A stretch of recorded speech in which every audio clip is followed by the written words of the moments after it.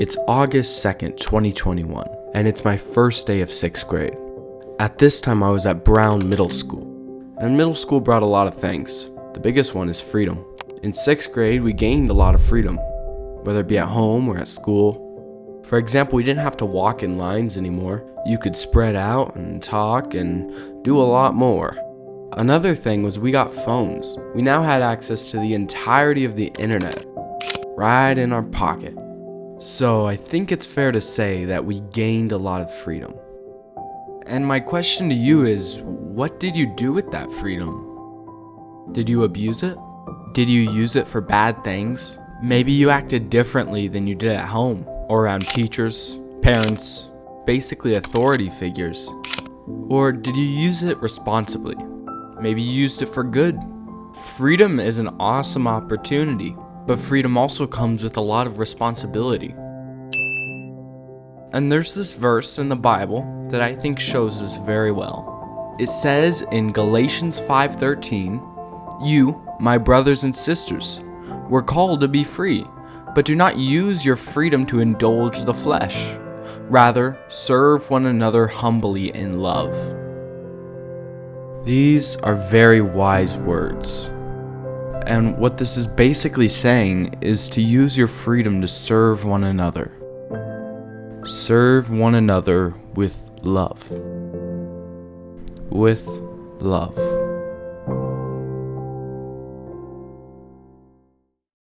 One, two, ready, kick it.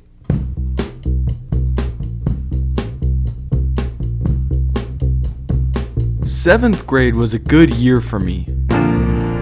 It was my first year here at Wiggs. And the way I thought of it was a new school and new me. Man, things were looking up.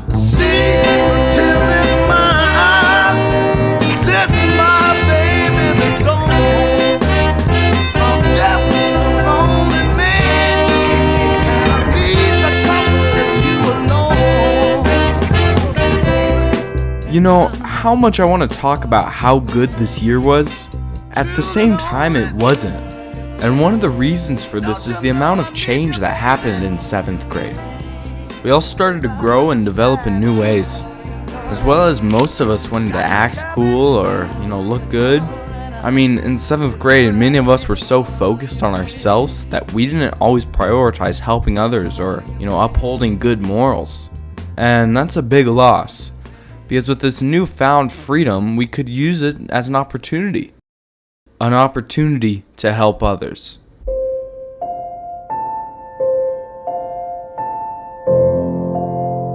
Jesus washed feet. Now, some of you don't know what that means, and that's okay.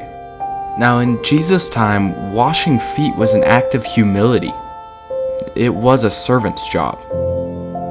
So when Jesus was washing people's feet, it was a surprise. You see, Jesus wasn't some random person. Not at all. In fact, the Bible talks about Jesus literally being God in human form. So what that means is that the God who created everything is washing people's feet. The God of the universe was in the same position that servants would be in. And Jesus wasn't forced to wash their feet. No, in fact, the act of an all-powerful being taking up the task like washing feet shows true greatness.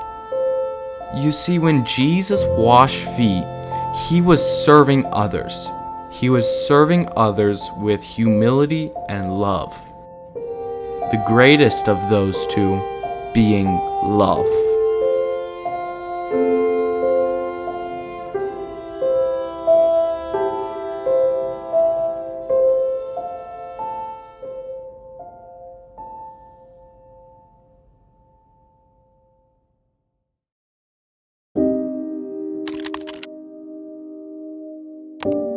I want to introduce you to a new word.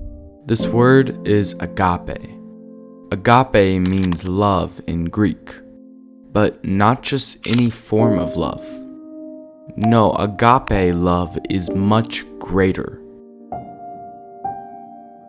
Agape love is patient, It's kind. It does not envy. It does not boast. It is not proud.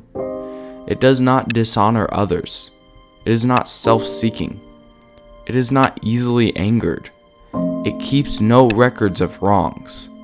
It does not delight in evil, but rejoices in the truth. It always protects, always trusts, always hopes, and always preserves.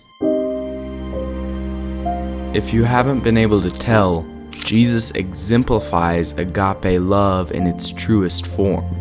Jesus showed this through his actions. He fed thousands. He healed the sick. He forgave those who did wrong. He prayed for his enemies. He washed people's feet. And most importantly, he laid down his life for humanity. They first took off his clothes. Then they took long leather thongs with steel pellets or lead pellets on the end and beat him across the back until he could hardly stand up. Then they put a crown of thorns on his brow and his face was bleeding. And they laughed at him and they spit on him. And with one snap of his finger, 72,000 angels had already drawn their swords ready to come to his rescue. And Jesus said, no, to this end was I born. And he dragged and lifted and hauled that cross. When he died on that cross, they nailed him. They put the nails in his hands. And you know what he said? Forgive them, they know not what they do.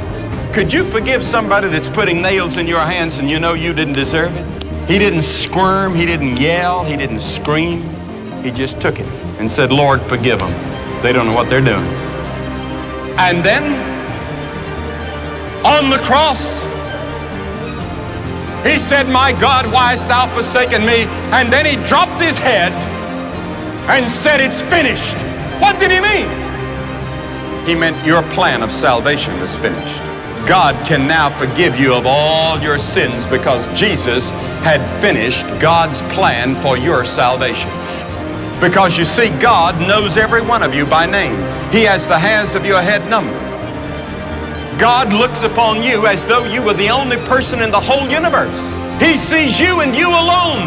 And on that cross, Jesus had the capacity to think of you. And he loved you enough to stay on the cross. Was there ever such love as that? When he could have been rescued and taken back to heaven and to sit on his throne, but he didn't. He said, no, I'm doing it for the joy that is set before me. Because he saw that he would be raised from the dead. He saw that there would be a gathering in the generations to come of a people for his name that would make up his body. He saw the day when we will reign with him in his kingdom.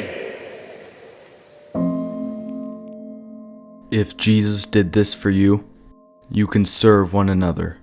You can serve one another humbly with love.